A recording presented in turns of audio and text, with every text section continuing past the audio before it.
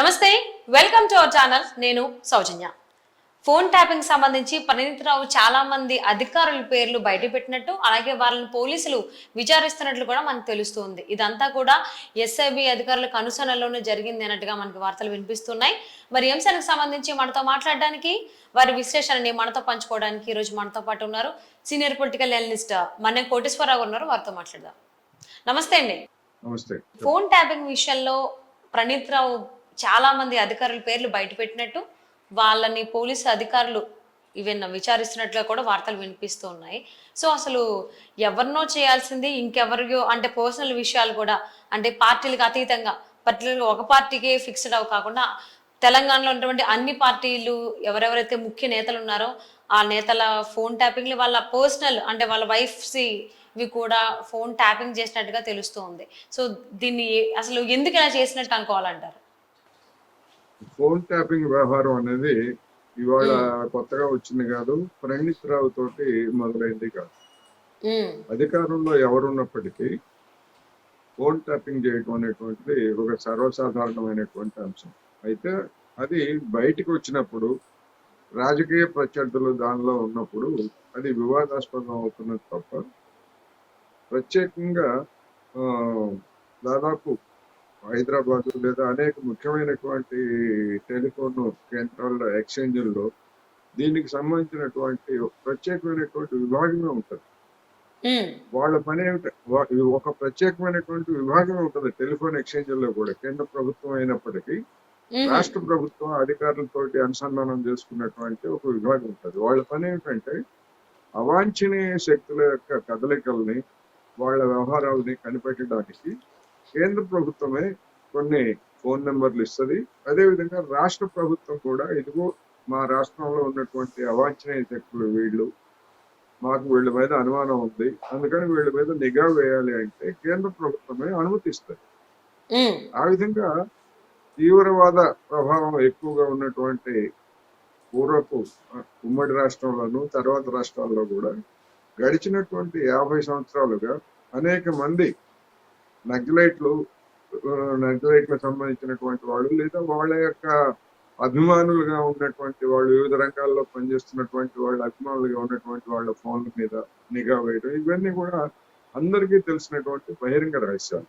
అయితే రాజకీయ పరమైనటువంటి కుమ్ములాటలు, అధికార కుమ్ములాటలు ప్రారంభమైన తర్వాత ఎవరు తమని దెబ్బతీయడానికి ప్రయత్నిస్తున్నారని అంతర్గతంగా ఒక పార్టీలో ఉన్నటువంటి అధికారంలో ఉన్నటువంటి వాళ్ళే తమ ప్రత్యర్థుల మీద కూడా ఈ విధమైనటువంటి ఫోన్ ట్యాపింగ్ చేయడం అనేటువంటిది ప్రారంభమైంది.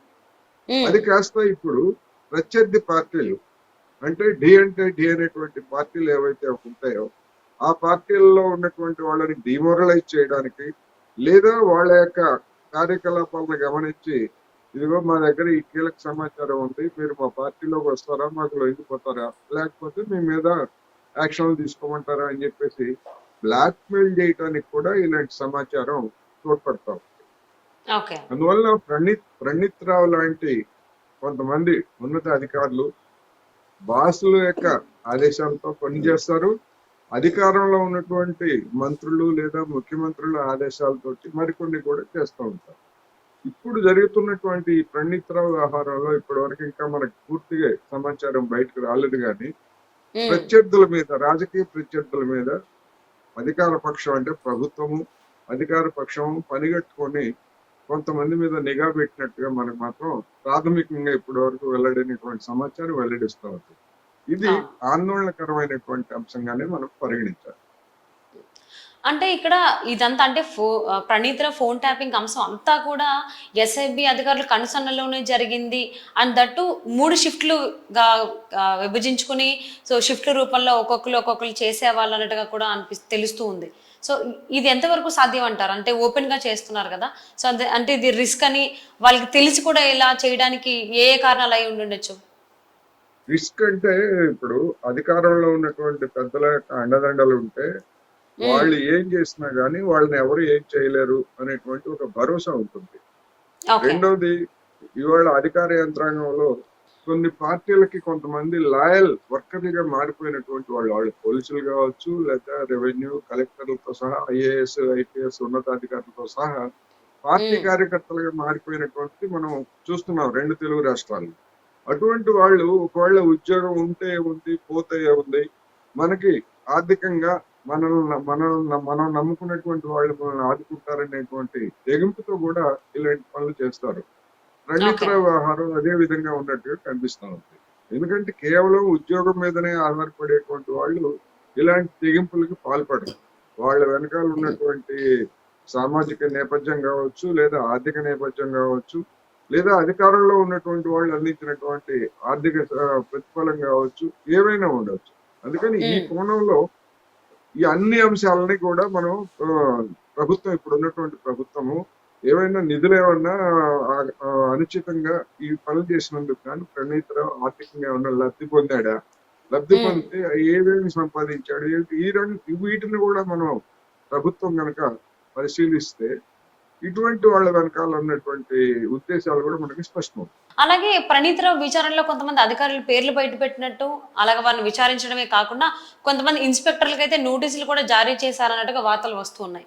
సో ఎవరెవరైతే అధికారులు ఇన్వాల్వ్మెంట్ ఉందో వాళ్ళ పేర్లు బయటకు పెట్టేటువంటి, అంటే నార్మల్గా మీడియాకి కానీ వాళ్ళకి కానీ బయటకు చెప్పేటువంటి తెలుసుకునేటువంటి అవకాశాలు ఉన్నాయని అనుకోవచ్చు అంటారా? అంటే ఇప్పుడు ఇటువంటి వ్యవహారాల్లో ఎక్కువ భాగం మౌఖిక ఆదేశాలతోనే ఎక్కువ జరుగుతూ ఉంటాయి. ఎందుకు అంటే అఫీషియల్ గా నిఘా వేయాలంటే దానికి రాతపూర్వకమైనటువంటి రికార్డులు లేదా ఫైల్స్ ఇవన్నీ కూడా ఉంటాయి. అటువంటి కాకుండా అక్కడ మన వాళ్ళు ప్రైవేట్ వ్యవహారంగా కనుక సాగేట్లయితే అవి ఎక్కడ రికార్డుల్లో నమోదు కావు. అందువల్ల ప్రణీత్ రావు తన మీదకి వచ్చినటువంటి ఈ విచారణ లేదా ఈ కేసుల రీత్యా కొంతమంది నాపై ఉన్నటువంటి అధికారులు ఫలానా అధికారి నన్ను ఇట్లా చెప్పాడు, ఫలానా అధికారి ఈ ఫోన్ నంబర్లు ఇచ్చి నిఘా వేయమన్నారు అని చెప్పుండొచ్చు.